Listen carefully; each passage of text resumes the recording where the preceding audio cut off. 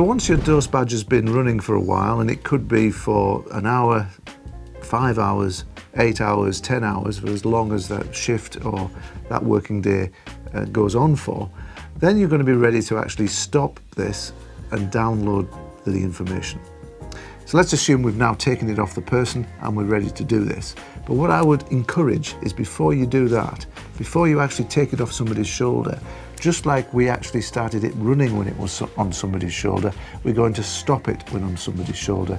Remember, the reason why we do this is because we don't want any extra noise from us handling it while it's still recording. So let's assume this is on somebody's shoulder. It's much easier to show you. What we're going to do is turn on our reader unit here, and then you'll see the button on the top there, which is stop. So what we're going to do is align the two windows up again, and we're going to stop. And what you'll see when we stop is that blue light there, which is flashing every second. Hopefully you can see that there in the camera. It's going to go solid and then go out. So watch what happens. I press stop, the blue light went solid for a second, and then it's gone out. So this device here, the actual doseBadge itself, has now stopped recording. So if you want to, you can take it off by just unscrewing off the strap, pop those away in the case, and now we have our doseBadge, which has been recording for a little while. It's not recording at the moment, and we want to get at the information that's in here. And the way we're going to do that, of course, is by using our reader unit. So what are we going to do first? Well, obviously we're going to pop it in the hole at the top, spin it round so we align the two windows together. That's aligned. So far we've sort of gone down this left-hand side, we reset it, we calibrated it, we set it running, and now we've stopped it. Before we press this button, the read button, which will download all the data from here into the reader unit, we're going to do another calibration. So we press the calibrate button, and it's going to calibrate it again. And the reason we do that is we want to check that nothing's happened to this doseBadge while it's been on somebody's shoulder. We want to ensure that it's actually still accurate. So we're going to wait for that to go across the screen, and it's going to say calibrated OK with a bit of luck. There we go, calibrated OK, and that's fine. So once we've done that, we can just press OK. It goes back to the main screen, and now we can press the read button. So if I press read, it's going to read all the data that is captured, and OK, there we go. So what's actually happened when we've pressed the read button? It's taken all of the doseBadge data, the time history, the overall values, etc., and downloaded it into our reader unit. And every time you do that from a doseBadge, it will store one of these so-called measurements in there. Now if you look at the screen here, it's saying on the top line, number 2 of 2. So I've now got 2 measurements in here. I will have downloaded an earlier one. You might have 3 or 4 or 5 or whatever, depending on how many doseBadges you've downloaded. And what it's doing is it's showing you the results from the last measurement that you've downloaded. So it's telling me the serial number of the doseBadge, in this case CB1100. It's telling me the measurement time and date when it started and how long it's run for. And in this case, obviously this is just a session, it's only run for 18 minutes. But in reality, it's going to be running for many hours, and that's where you get the best results. So we've got this basic information at the top.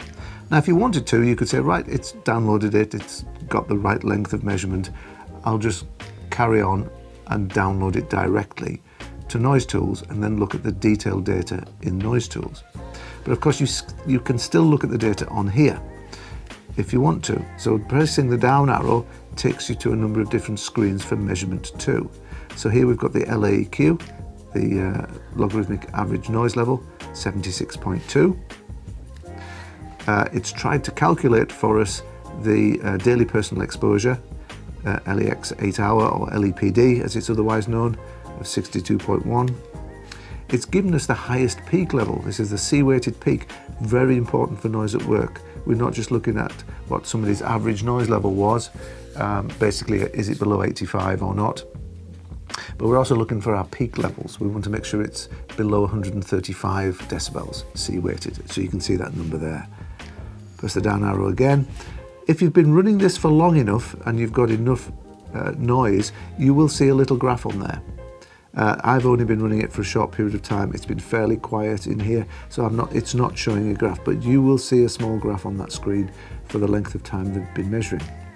Remember, with doseBadges, the original doseBadge, it's only measuring noise levels above 70 decibels. It does go up to 140, 143 peak, but it's not measuring below 70. Because we're using these for noise at work, it doesn't need to. We're looking at protecting people, so that's its base level. If I go down again, it's given me the calibration information. Remember, we calibrated it, so we can see it was calibrated to 114 decibels, and basically there was no offset. So that's good news. It's pretty accurate. It's calculated our dose percentage, estimated dose, and there's a couple of other numbers in there which will populate it if you've been going long enough. So you can see all these different numbers. Just swing down using the arrow keys, up and down, till you get back to the main screen. And once you've done that, at any point you can obviously take this back out, pop it on the charging station to charge up, and now all the information is now in our reader unit. I wouldn't recommend necessarily resetting this at this point.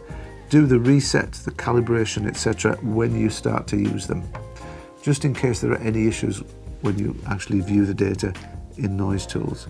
But do make sure you pop it back on the docking station to charge up, and it's ready for next time. One interesting thing about these doseBadges, because they use rechargeable batteries, I would always recommend, even if you're not using them for a period of time, every month or so, just pop them on the docking station, give them a charge, and then put them away again. It just keeps the rechargeable batteries in tip-top condition.